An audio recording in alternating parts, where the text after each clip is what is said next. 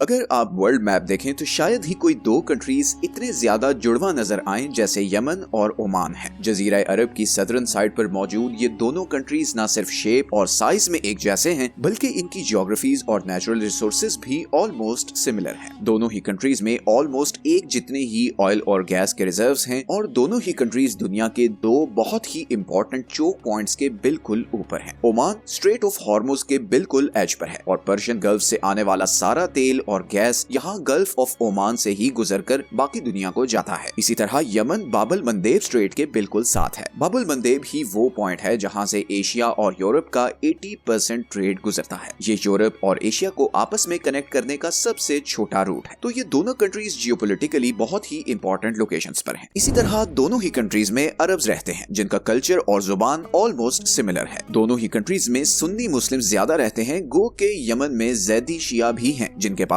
आजकल यमन का कंट्रोल है, मगर वो सुन्नी के मुकाबले में थोड़े हैं। इसी तरह ओमान में 45% लोग इबादी फिरके से हैं, जबकि बाकी 45% पॉपुलेशन सुन्नी है और सिर्फ 5% शिया मुस्लिम्स हैं। लेकिन एथनिकली ये दोनों कंट्रीज हैं अरब ही। लेकिन अगर हम इन दोनों कंट्रीज की इकोनॉमिक सिचुएशन को देखें तो जमीन आसमान का फर्क है। एक तरफ ओमान है जो मिडिल ईस्ट की डेवलप्ड तरीन इकोनॉमीज में से एक है, जहां ह्यूमन डेवलपमेंट इंडेक्स 0.82 है। याद रहे कि ह्यूमन डेवलपमेंट इंडेक्स 0 to 1 के स्केल पर मेजर होता है, 1 being the highest and 0 obviously being the lowest। और ये इंडेक्स किसी भी कंट्री के लोगों की खुशहाली बताता है। दूसरी तरफ यमन का ह्यूमन डेवलपमेंट इंडेक्स सिर्फ 0.42 है और इसका GDP per capita 9th lowest in the world है। यमन के ही दूसरे पड़ोसी सऊदी अरेबिया का ह्यूमन डेवलपमेंट इंडेक्स 0.87 है। तो एक ऐसा कंट्री जिसके पड़ोस में इतने अमीर मुल्क हों, वो इस हाल में क्यों है कि उसकी 82% आबादी शदीद गरीबी का शिकार है। उनके पास खाने पीने, एजुकेशन और बेसिक हेल्थ केयर फैसिलिटीज तक नहीं। और पिछले 60 सालों से उस मुल्क में ऐसी आग लगी हुई है जिसमें लाखों लोग जल चुके हैं। 2014 से तो यमन में ऐसी भयानक सिविल वॉर शुरू हुई है जिसमें 80,000 से ज्यादा लोग मारे जा चुके हैं और लाखों को यमन छोड़कर जाना पड़ा है। आज का यमन सिर्फ ज्योग्राफी की सेंस में एक कंट्री है। इन जियोग्राफिकल बाउंड्रीज के अंदर यमन बहुत से ग्रुप्स और फिरकों में डिवाइडेड है जिन्हें डिफरेंट कंट्रीज बैक कर रहे हैं। एक तरफ हौसी हैं जिनका यमन के बड़े बड़े शहरों पर कंट्रोल है और जिन्हें ईरान की फुल सपोर्ट है। इसी तरह यमन के सेंटर और सदर्न साइड पर ये वाइट एरियाज वो हैं जहां पर अलकायदा का कंट्रोल है। रेड हाईलाइटेड एरियाज वो हैं जहां पर दूसरे सुन्नी ग्रुप्स का कंट्रोल है जिन्हें सऊदी अरब और यूएई बैक करते हैं। और ये yellow highlighted area southern transitional council के कंट्रोल में है जो सदर्न यमन को बाकी यमन से अलहदा करना चाहते हैं। यमन इज डीपली डिवाइडेड, लेकिन यमन इस हालत तक पहुंचा कैसे? ओमान जैसी ज्योग्राफी और नेचुरल रिसोर्सेज होने के बावजूद वो उससे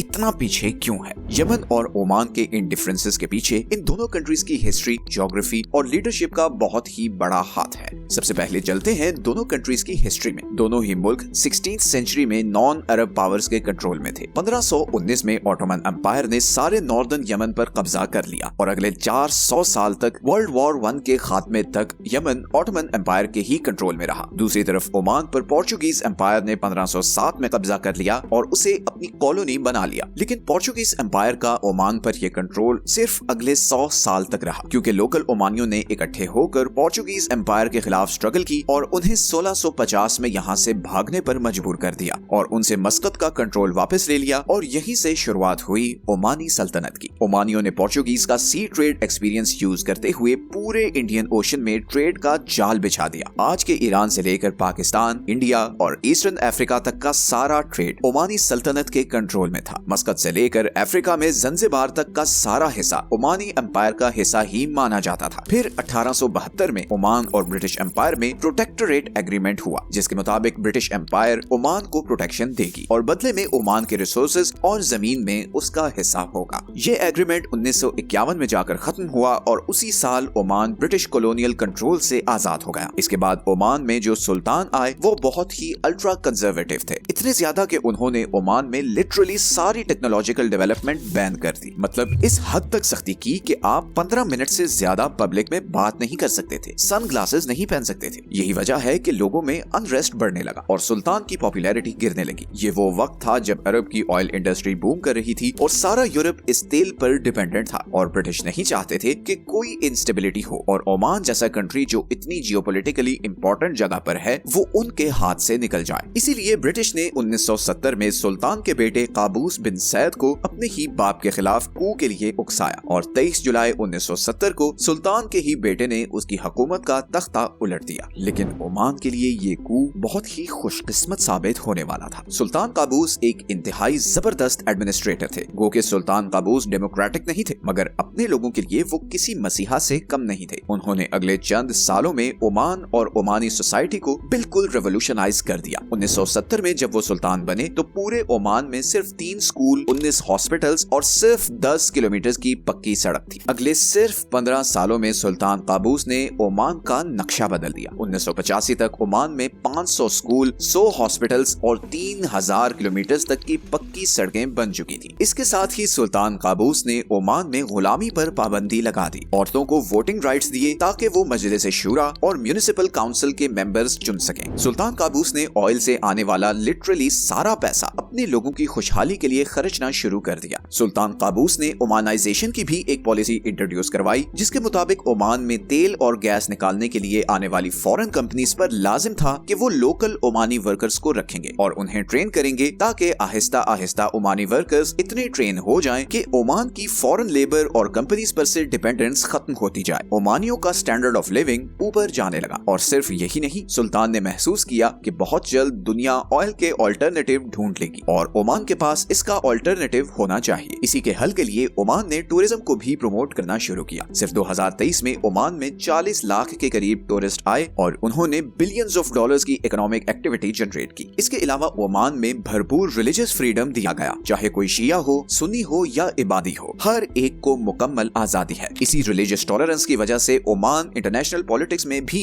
मीडिएटर का रोल प्ले करता है। सऊदी अरब और ईरान की पीस डील भी ओमान ने फैसिलिटेट की। इवन इसराइल और ईरान में भी पीस एग्रीमेंट्स करवाने की सुल्तान काबूस ने काफी कोशिश की। 2015 में ईरान और अमेरिका के बीच होने वाली न्यूक्लियर डील भी ओमान की वजह से ही हुई थी। ओमान अभी तक मिडिल ईस्ट में होने वाले सारे कॉन्फ्लिक्ट्स में बिल्कुल न्यूट्रल रहा है, चाहे वो ईरान इराक वॉर हो, हौसी और सऊदीज की लड़ाई हो या फिर कतर का बॉयकॉट हो। ओमान की इसी न्यूट्रलिटी ने उसे मिडिल ईस्ट का स्विट्जरलैंड बना दिया है। सारे मिडिल ईस्ट की पीस डील्स ओमान के थ्रू ही होती हैं। तो एक तरफ तो तरक्की और कामयाबी की दास्तान है, मगर ओमान के ही पड़ोस में यमन एक बिल्कुल ही दूसरी कहानी है। अभी तक हमने इस वीडियो में देखा कि यमन 16वीं सेंचुरी से वर्ल्ड वॉर 1 के एंड तक ऑटोमन एम्पायर के कंट्रोल में रहा था। लेकिन यहाँ पर बहुत जरूरी है जिक्र करना यमन के एक जियोग्राफिक फैक्ट का, जिसका हिस्टोरिकली बहुत बड़ा इम्पैक्ट रहा है, और वो फैक्ट है यमन की ये माउंटेन रेंज। ये वो सारा एरिया है जहाँ से यमन में ज़ैदी शिया मूवमेंट शुरू हुई। ये लोग इन पहाड़ों की वजह से बाहर की दुनिया से कट ऑफ थे और इसीलिए ये यमन के साहिली इलाकों में रहने वाले लोगों से कंपैरेटिवली बहुत ज्यादा कंजर्वेटिव थे।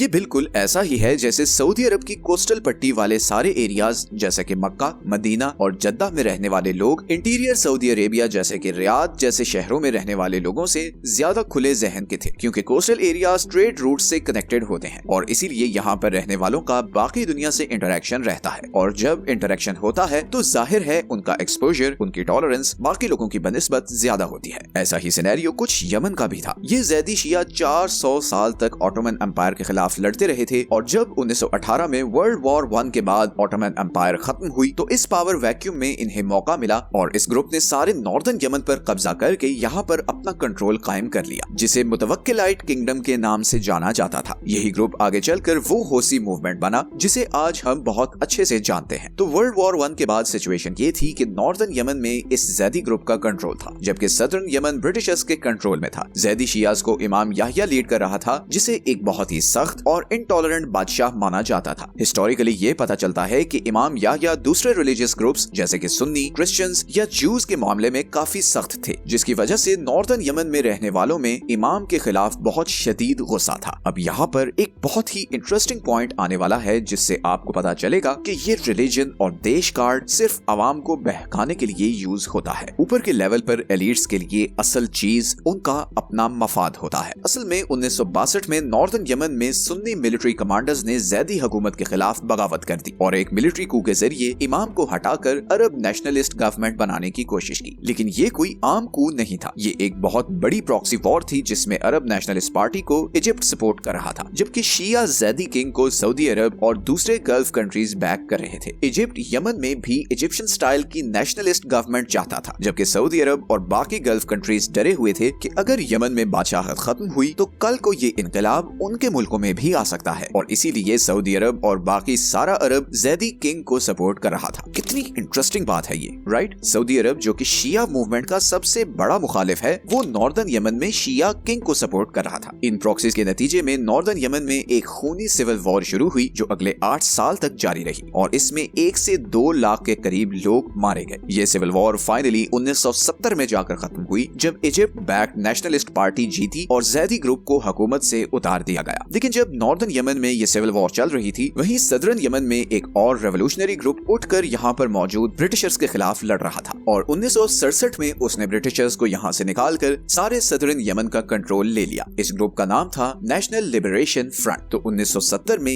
यमन 2 हिस्सों में बंट चुका था। नॉर्थ में इजिप्ट बैक्ड अरब नेशनलिस्ट्स का कंट्रोल था, जबकि साउथ में एक रेवोल्यूशनरी कम्युनिस्ट आइडियोलॉजी से इंस्पायर्ड ग्रुप का कंट्रोल था, जिन्हें नॉर्दर्न यमन से आजादी चाहिए थी। यही वो टाइम था जब यमन में एक नई प्रॉक्सी वॉर शुरू हुई। अमेरिका ने नॉर्दर्न यमन की अरब नेशनलिस्ट गवर्नमेंट को बैक करना शुरू किया, जबकि सोवियत यूनियन ने सदर्न यमन के कम्युनिस्ट ग्रुप को सपोर्ट करना शुरू किया, क्योंकि ये शायद पूरे मिडिल ईस्ट में वो अकेला कंट्री था जहां पर कम्युनिज्म की सपोर्ट थी। दूसरी तरफ सारी अरब किंगडम्स थी जो जैदी किंग के हारने पर बहुत परेशान थे, मगर उससे भी ज्यादा परेशान वो सदर्न यमन के कम्युनिस्ट ग्रुप से थे, क्योंकि कम्युनिस्ट आइडियोलॉजी तो वैसे ही बादशाहत के बहुत खिलाफ थी। इसीलिए सारे अरब किंगडम्स ने ना चाहते हुए भी नॉर्दर्न यमन को सपोर्ट करना शुरू किया। नॉर्थ और साउथ यमन में अगले 8 साल मुसलसल कशमकश रही, और फिर फाइनली 1979 में अरब लीग की रिक्वेस्ट पर दोनों तरफ के लीडर्स ने पीस एग्रीमेंट किया और यमन को इकट्ठा करने का ऐलान किया। लेकिन ये सब होने में 10 साल लग गए, और फाइनली 1990 में नॉर्थ और साउथ यमन इकट्ठे हुए और वर्ल्ड मैप पर रिपब्लिक ऑफ यमन वजूद में आया, और Ali Abdullah Solih Republic of Yemen के पहले प्रेसिडेंट बने। अब्दुल्ला सोलेह 1990 से 2012 तक यमन के प्रेसिडेंट रहे, और वो न सिर्फ यमन बल्कि पूरे अरब की हिस्ट्री के सबसे करप्ट तरीन प्रेसिडेंट साबित हुए। 2012 की यूएन की रिपोर्ट के मुताबिक सोलेह ने अपनी 22 साला हुकूमत में हर साल यमन की ऑयल सब्सिडी प्रोग्राम से $2 बिलियन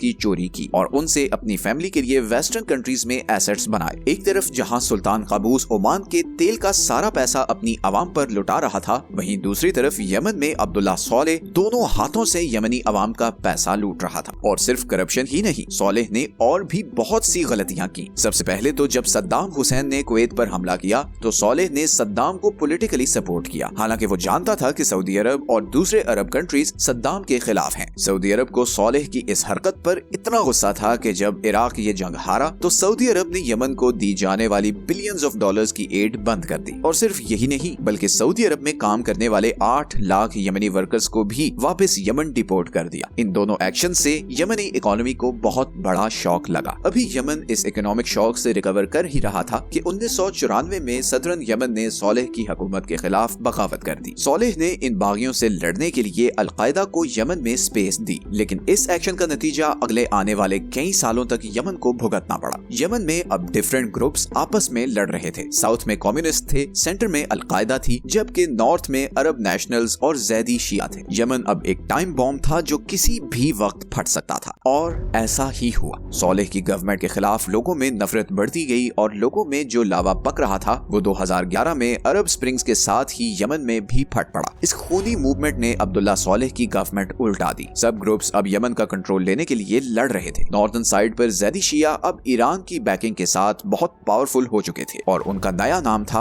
होसी। होसी एक तरफ सोलेह की गवर्नमेंट, एक तरफ अलकायदा और दूसरी तरफ साउथ के सुन्नी ग्रुप्स के साथ लड़ रहे थे। इस लड़ाई का क्लाइमैक्स हुआ 2014 में जब होसियों ने सोलेह के सपोर्टर्स को शिकस्त देते हुए यमन के कैपिटल सना पर कब्जा कर लिया और यमन की गवर्नमेंट का भी कंट्रोल ले लिया। और यहीं से फिर यमन में वो खूनी सिविल वॉर शुरू हुई जो आज की डेट तक चल रही है। आज यमन वर्ल्ड पावर्स का बैटल ग्राउंड बन चुका है। ईरान, सऊदी अरब, अमेरिका, रशिया सब अपने अपने फायदे के लिए अपनी पसंद के ग्रुप्स को सपोर्ट कर रहे हैं, मगर इन प्रॉक्सीज की सजा यमन के आम लोगों को मिल रही है। आज हाल ये है कि 20% यमनी लोगों को 2 वक्त का खाना नहीं मिलता। लाखों लोग बेघर हो चुके हैं, लाखों नौजवानों का कोई फ्यूचर नहीं है, और हर गुजरते वक्त के साथ यमन इन प्रॉक्सी मुल्कों की डर्टी पॉलिटिक्स का होम ग्राउंड बनता जा रहा है। इसीलिए मैं अपनी वीडियोस में बार बार लीडरशिप का जिक्र करता हूँ। जिस खुशकिस्मत मुल्क को अच्छी लीडरशिप नसीब हो जाए उसकी तकदीर बदल जाती है।